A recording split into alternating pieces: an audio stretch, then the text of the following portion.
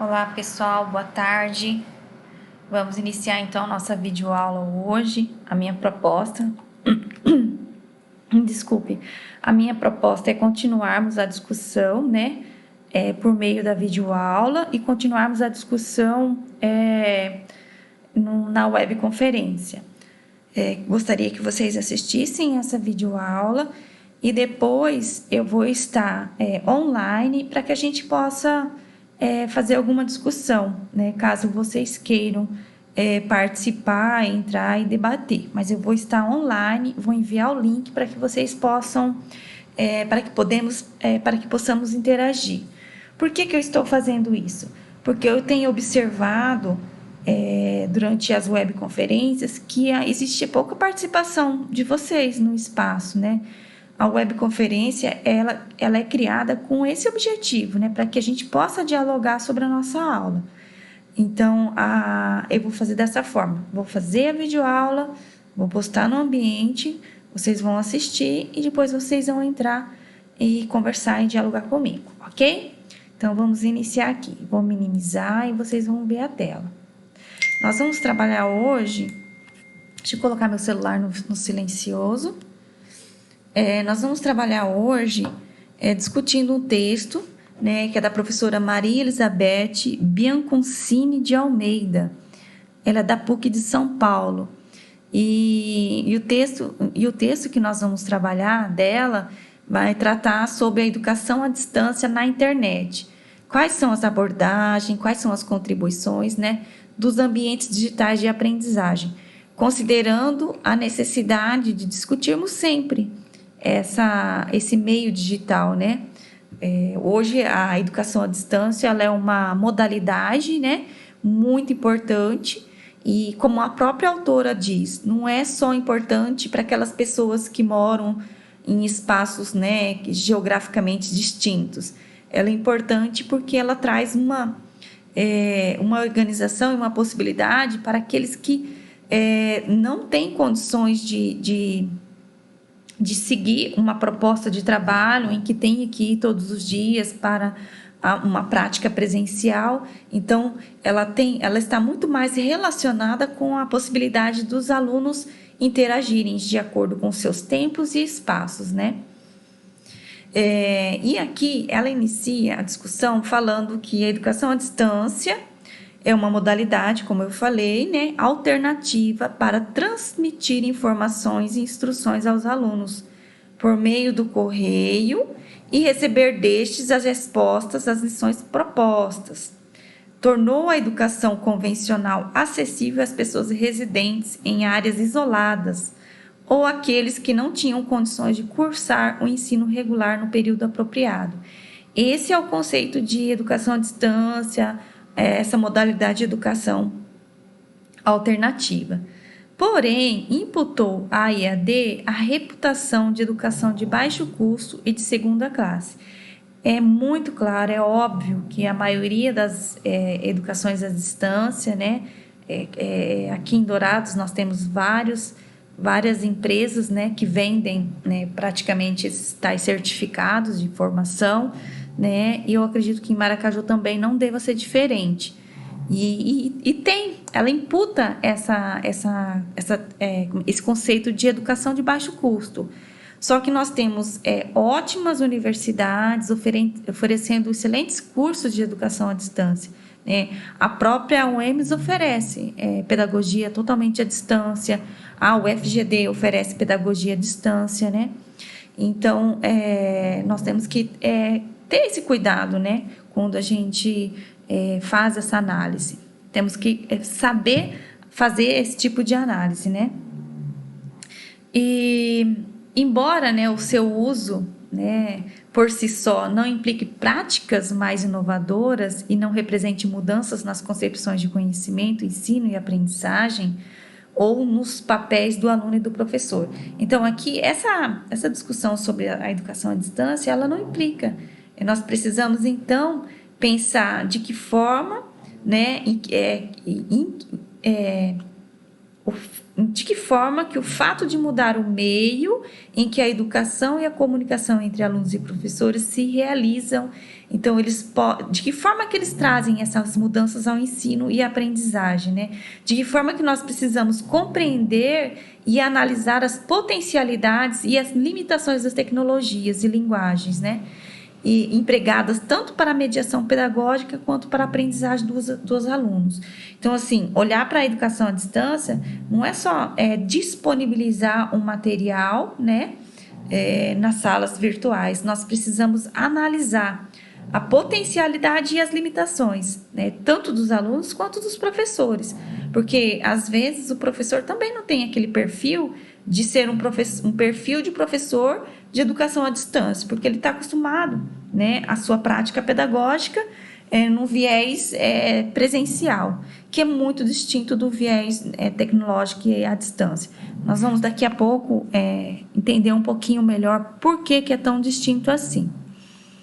Explicitando as abordagens usuais da educação à distância, as contribuições do uso das TICs e distintas linguagens de comunicação e representação do pensamento no processo educacional, bem como o potencial de interatividade das TICs. Ou seja, qual que é o objetivo desse texto, dessa professora? Ela quer discutir quais são as abordagens usuais, né? Quais são os objetos de aprendizagem, os recursos mediáticos desses ambientes, e essa produção do conhecimento individual e grupal, como que se realiza e como pode ser garantida, então. Continuando aqui, quais são, então, as abordagens da educação à distância? É comum, então, nós conceituarmos a educação à distância a partir de referências da educação de forma convencional, né? Pensar essa educação desenvolvida com a presença física de professores e alunos em um mesmo espaço, né? Segundo uma determinada abordagem.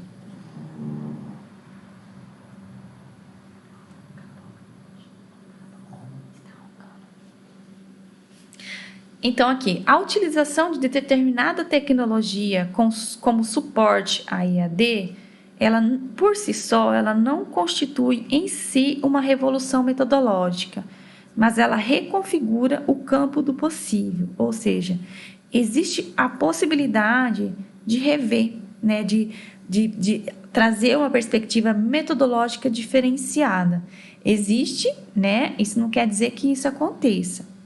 Assim, pode-se usar uma tecnologia tanto na tentativa de simular a educação presencial com o uso de uma nova mídia, como para criar novas possibilidades de aprendizagem por meio da exploração das características inerentes às tecnologias empregadas.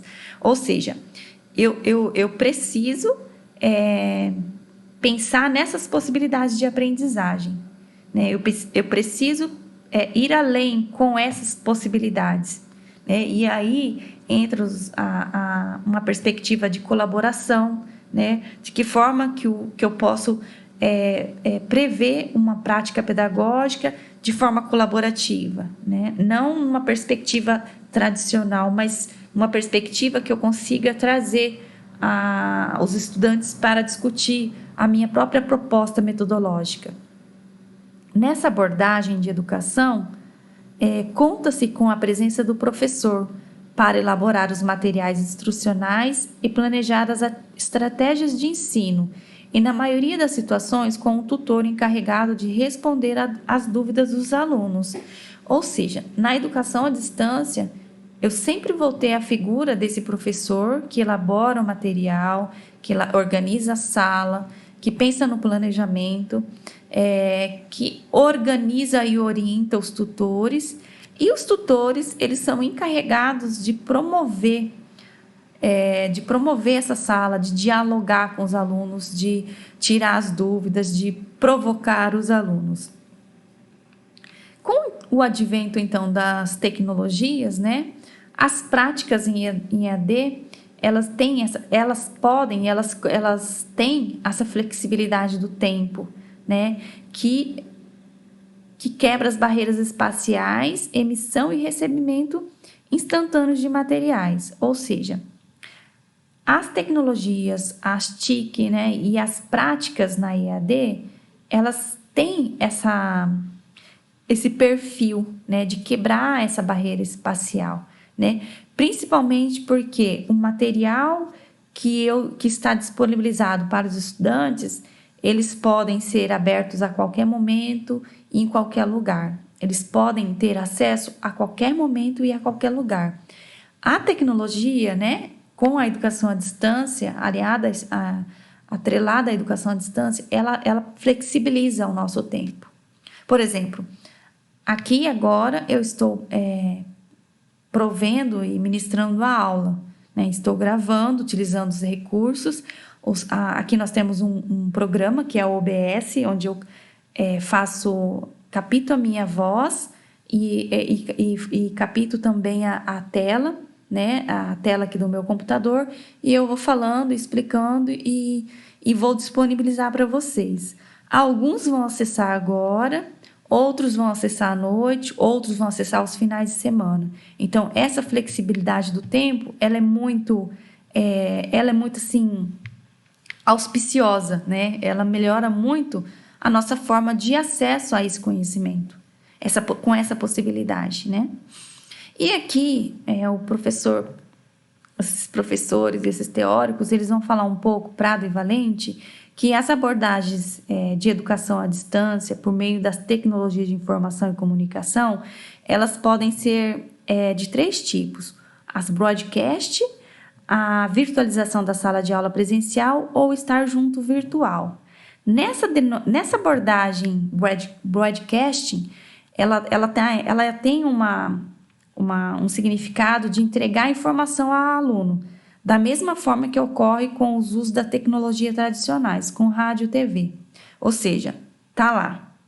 Eu disponibilizo para o estudante lá na plataforma, no Moodle, no Classroom, enfim, né, da mesma forma que o rádio e a TV ele vai disponibilizar, ele só joga lá na sala, né?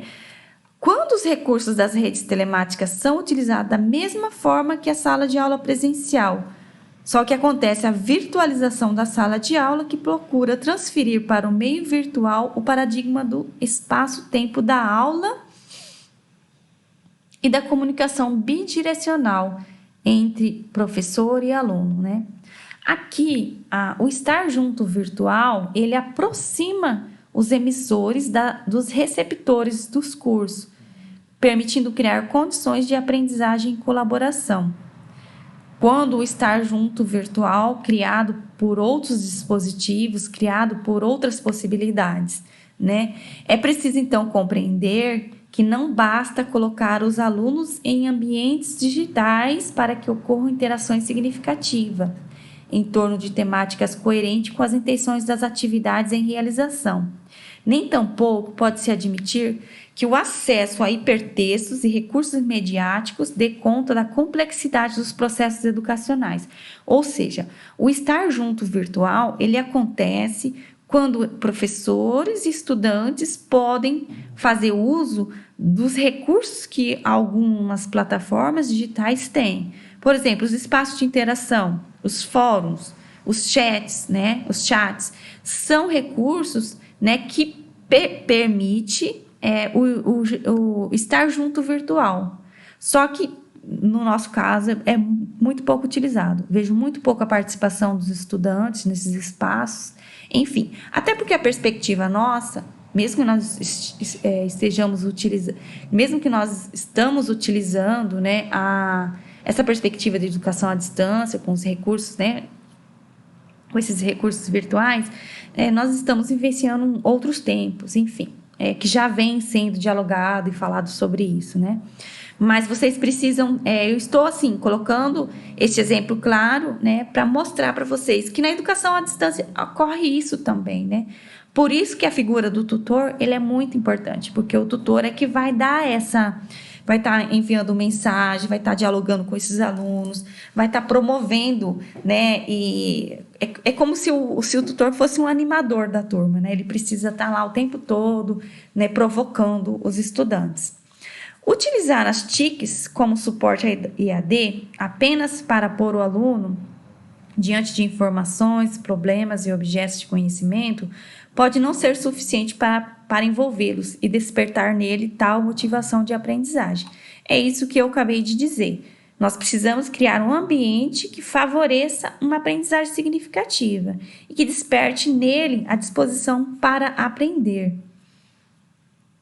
A leitura de um texto não linear na tela do computador está baseada em indexações, conexões entre ideias e conceitos, articulado por meio de links, que conectam informações representadas em diferentes linguagens e formas, tais como as palavras, páginas, imagens, animações, gráficos, sons, clipes de vídeos. Então, dentro desse espaço de uma tecnologia de educação à distância, o professor, juntamente com os tutores, eles devem organizar essa página virtual de forma que chame a atenção dos estudantes, que faça com que o estudante se desperte, que ele desperte para aprender, E essa é uma nova situação, de evento ou textos relacionados. Nessa forma de olhar para uma imagem, para um clipe, para qualquer tipo de animação, ela passa a ser identificada, então, como essa nova situação, de aprendizagem.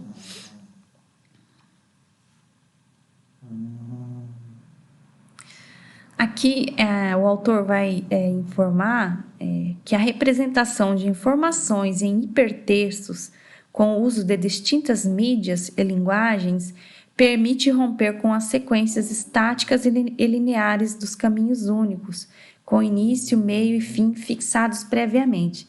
Ou seja, quando eu estou fazendo a leitura de um texto, ele é linear, mas a partir do momento que eu trago um texto, que eu consigo criar links, que eu consigo trazer um vídeo, uma imagem que possa provocar o estudante, essa informação, ela é uma informação já que tem uma característica muito mais da EAD. E a partir desse momento, eu vou criando links, Eu vou conseguindo ampliar a minha visão e o meu conhecimento, A partir do momento que eu vou linkando. Tem uma palavra aqui, um conceito aqui. O que significa esse conceito? Aí eu puxo o link, Eu já vou buscar um vídeo que explique esse conceito. A partir do momento que vocês assistem esse vídeo, vocês conseguem trazer uma discussão, trazer uma forma de olhar para esse vídeo. Ou esse vídeo, ele traz uma outra... Ou ele desperta em você um interesse por um outro conceito que o próprio vídeo trouxe e que o texto não trouxe. Então, por isso que o autor vai falar que rompe com essas sequências estáticas e lineares, Porque ele é muito amplo, ele vai abrindo muito a forma de olhar para esse processo de aprendizagem.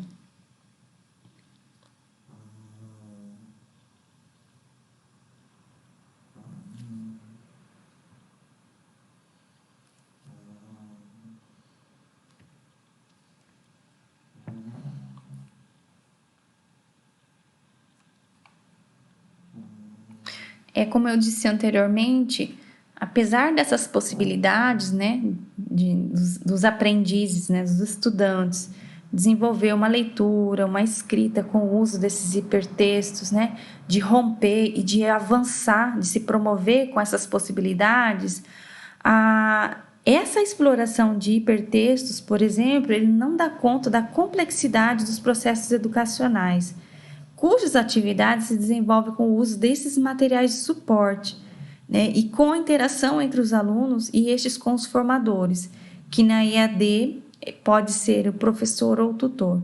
Ou seja, para além dessas possibilidades, existe a necessidade de interação, tanto dos professores quanto dos professores formadores, que são geralmente os professores, e do tutor.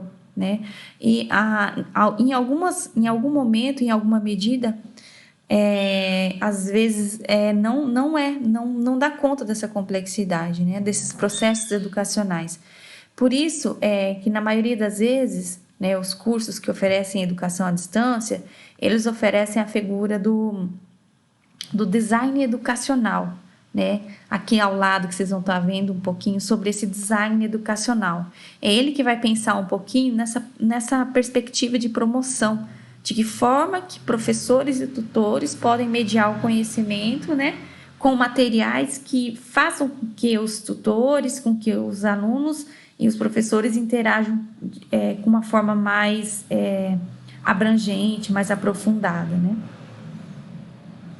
E a IAD também, enquanto modalidade, ela tem, como foi apontado anteriormente, ela se relaciona com a administração do tempo pelo aluno. Aqui o tempo, a autonomia para realizar as atividades, né? É ele que faz. Na maioria das vezes ele vem com a proposta, o curso vem com a proposta de tempo de trabalho, de planejamento de curso, de planejamento de disciplina, com quantidade de atividade, com quantidade de horas para ele fazer a leitura, como se fosse um plano de trabalho ou um guia de estudo para esse estudante. A partir desse guia, e a partir da autonomia que o estudante tem, com a disciplina que ele tem para realizar as atividades, ele passa a participar dessa modalidade, né? Essa modalidade ela é muito importante porque ela dá essa autonomia para o estudante. E aqui, esse conceito de estar junto, né? Estar junto virtual, indica o papel do professor como orientador do aluno que acompanha seu desenvolvimento do curso. Ele tenta provocar para fazer o refletir, compreender os equívocos e depurar suas produções, mas não indica plantão integral do professor no curso. Ou seja, o professor, na educação à distância, ele não vai estar de forma de plantão, né, o tempo todo. Ele tem essa proposta, abre-se essa discussão para os estudantes, o estudante tem essa autonomia, né? Por isso que existem espaços de interação, os momentos de chat, para que os alunos possam tirar as dúvidas, né? Ou colocar as suas contribuições, enfim.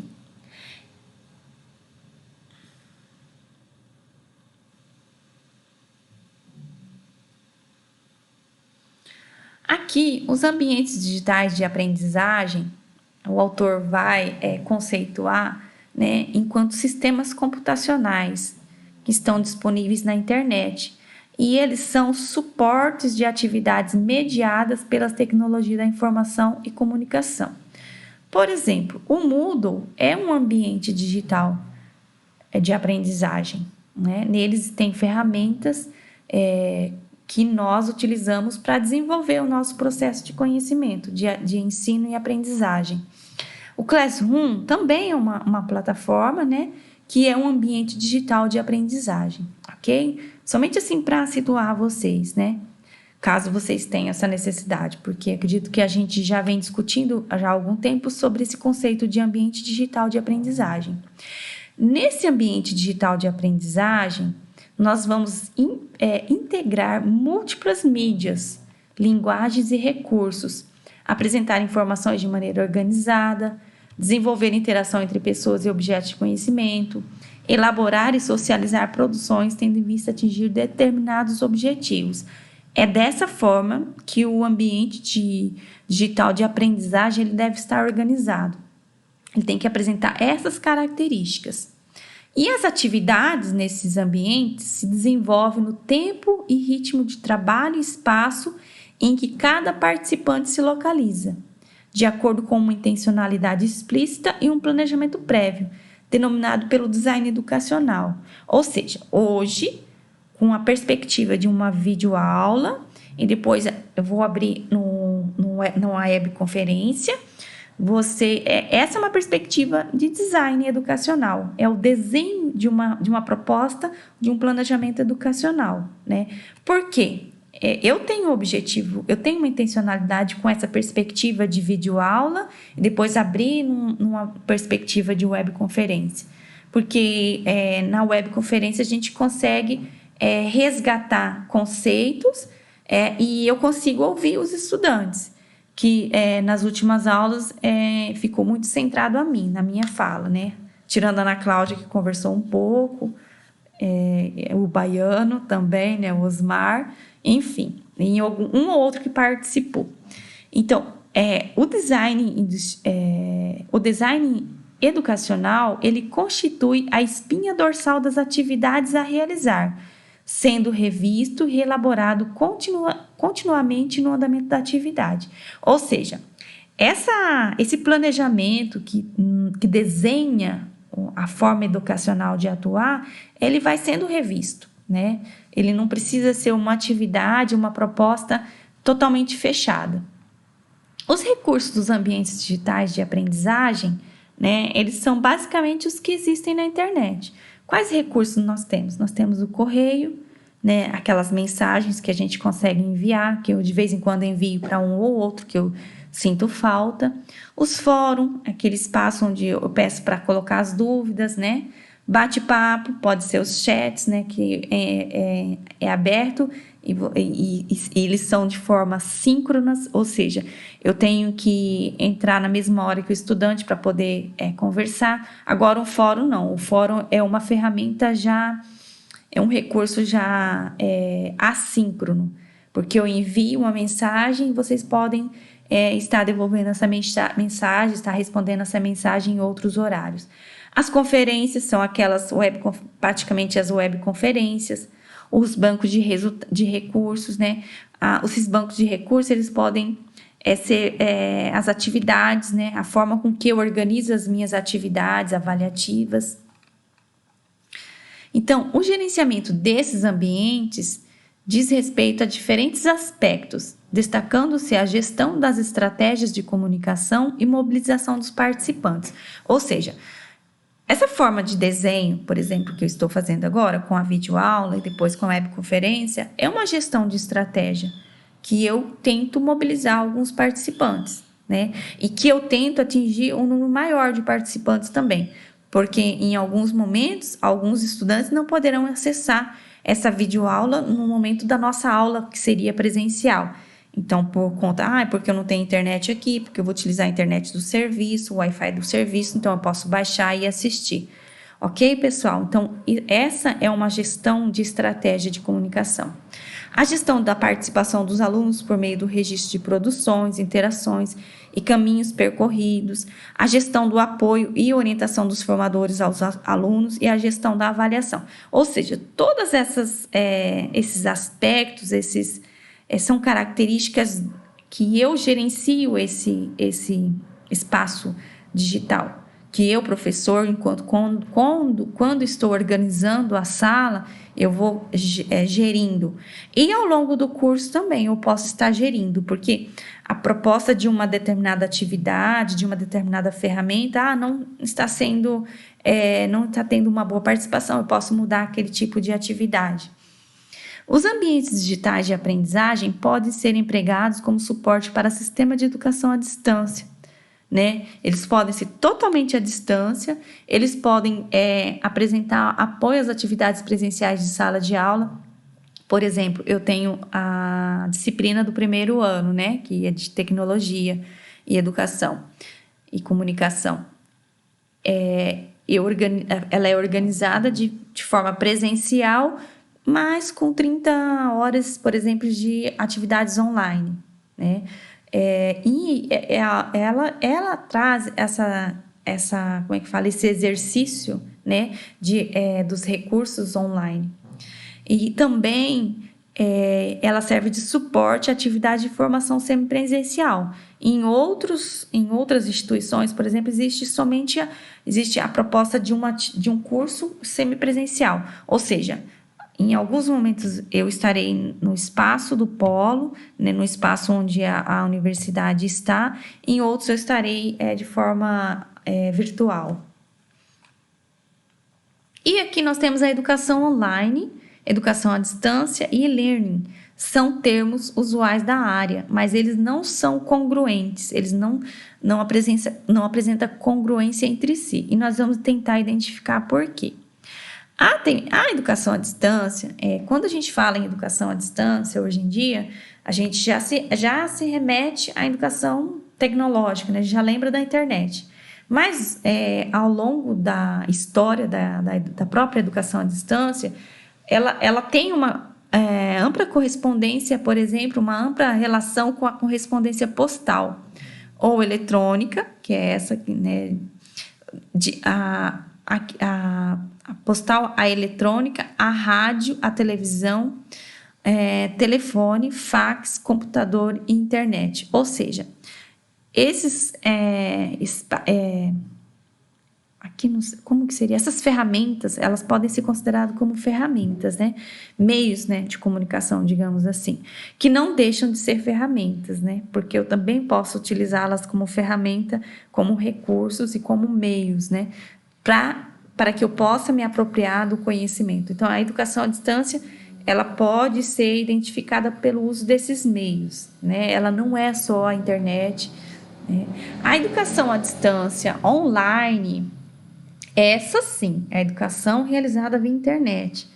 E nesse tipo de educação, nós temos as formas síncronas, que é aquela que eu estou juntamente com os estudantes na mesma hora, né, que eu realizo as atividades da mesma hora, ou essa comunicação ela pode ser também assíncrona, ou seja, eu disponho um texto, eu disponho a videoaula e o estudante vai acessar a hora que ele tiver essa possibilidade. Então, essa educação online, ela existe esse tipo de comunicação. E esse tipo de comunicação, ele pode ser comunicação de um a um, quando eu envio uma comunicação via e-mail, né? E eu posso enviar e-mail para uma pessoa, eu posso enviar para um monte de pessoas, né? Uma lista de transmissão, digamos assim. Mas esse tipo de comunicação, ela é denominada de comunicação um a um, porque existe uma pessoa que remete a informação e a outra que recebe. E também existe a comunicação de um para muitos. Quando eu uso o espaço dos fóruns, né, de discussão, por exemplo, na própria plataforma, que eu sou a mediadora e todos aqueles que têm acesso ao fórum, eles vão acessar e vão fazer as devidas intervenções, né? As respostas, os comentários, enfim. Existe também um tipo de comunicação de muitas pessoas para muitas. É quando eu utilizo alguma ferramenta, né? E aqui eles vão citar, acho que sites, ferramentas colaborativas, né? O Wikipedia, por exemplo, é uma ferramenta colaborativa em que todos, né, que estão cadastrados ali, eles podem entrar e participar dessa criação, né, numa perspectiva de um grupo virtual. A mesma coisa quando eu jogo um documento, né, no Google Docs, e eu habilito, né, no Google Drive, que todos que receberem um link poderá fazer a construção de um texto no Word. Isso é uma construção colaborativa também, né? E o e-learning é uma modalidade de educação à distância com suporte na internet, que se desenvolveu a partir da necessidade de empresas relacionadas com o treinamento de seus funcionários. Ou seja, essa modalidade, ela surgiu com esse objetivo de atender as empresas, né? Porém, esse autor vai chamar a atenção, devido ao baixo aproveitamento do potencial de interatividade das TICs na criação de condições que concretizam a interação entre as pessoas, a troca de experiência e informações, a resolução de problemas, a análise colaborativa de cenário e os estudos de casos específicos profissionais envolvendo. Então, essa organização, né, essa modalidade de educação, ela denuncia a falta de interação entre as pessoas como fator de desmotivação, de altos índices de desistência e baixa produtividade, né? A perspectiva de uma educação à distância, né? Eu que já trabalhei várias em outros anos na educação à distância, aqui pela própria UFGD, essa é uma denúncia uma denúncia real, a falta de interação é muito grande, né? E eu sempre tenho discutido isso. Por quê? Né? Será que nós não temos um perfil ainda de estudante que se identifique com essa perspectiva da internet? Será que essa geração que faz o curso à distância são geração de estudantes que não tem essa autonomia, não tem essa disciplina? Qual é o perfil, então, desses estudantes qual seria esse perfil de estudante que daria conta de fazer parte de um processo de aprendizagem em educação à distância. Então, nós temos que problematizar isso, né? Essa é uma pergunta que eu sempre faço, porque os espaços de interação, eles devem ser, numa educação à distância, muito validado pela presença dos estudantes, né? E o espaço de interação, por exemplo, nós podemos utilizar até a nossa própria sala mesmo, né? Existe pouquíssima participação dos estudantes. Isso é uma denúncia, né? E ela é real.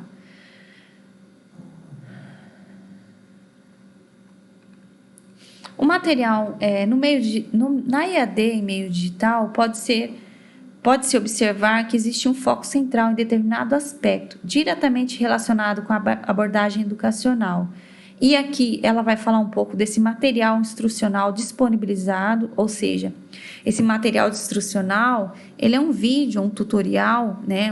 Aqui eles falam um livro eletrônico, hipermediático, ou seja, é uma instrução, né, que professores ou tutores devem fazer aos estudantes sobre a forma com que a organização de uma educação à distância, essa plataforma ou determinada plataforma, ela está aberta para os estudantes, de forma que eles podem acessar esse conhecimento, de que forma que eles podem acessar esses recursos, enfim.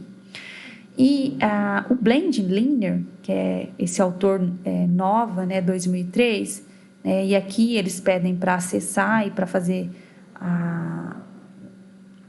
esse levantamento, para fazer essa leitura, ele vem indicar que existe uma tendência potencial da IAD, apontando para a capacidade de um mesmo sistema integrar diferentes tecnologias e metodologias de aprendizagem, com o intuito de atender às necessidades e possibilidades das organizações e considerar as condições de aprendizagem dos aprendizes, visando potencializar a aprendizagem e o alcance dos objetivos. Ou seja, eu tenho que tentar identificar quais são as reais necessidades e as reais possibilidades para que eu possa organizar essa perspectiva de organização, de estudo em EAD. E aqui eles vão falar muito nesse setor, né, corporativo. E aqui também eles denominam como e-learning híbrido, né, que pode englobar autoformação assíncronas, interações síncronas em ambientes virtuais, encontros ou aulas e conferências presenciais, outras dinâmicas usuais de aprendizagens e diversos meios de suporte à formação, tanto digitais como outros mais convencionais. Então, essa perspectiva híbrida, né, ela tem uma junção, né, esse espaço que pode e deve ser dentro de uma educação à distância, ele vem fazer uma junção com esse novo formato, com essa perspectiva nova, né, de dinamizar esse espaço interativo. Cada recurso midiático empregado na educação à distância contém características estruturais específicas e níveis de diálogos possíveis, de acordo com a própria mídia, os quais interferem no nível da distância transacional.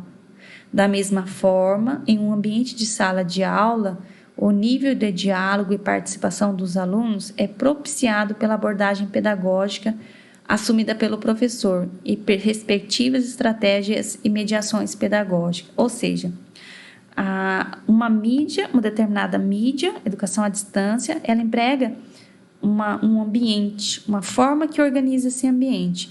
E é da mesma forma que acontece na sala, né, na sala de aula tradicional. Qual que é o nível de diálogo que eu promovo? Né? Qual é a forma de participação dos alunos que eu promovo? Então, não é só na educação à distância e não é somente na sala de aula normal, né, tradicional, né, sem ser à distância. Esses recursos, eles podem ser identificados nos dois tipos de aprendizagem, né, virtual ou não. Eu vou parar o vídeo para não ficar muito extenso e vou começar a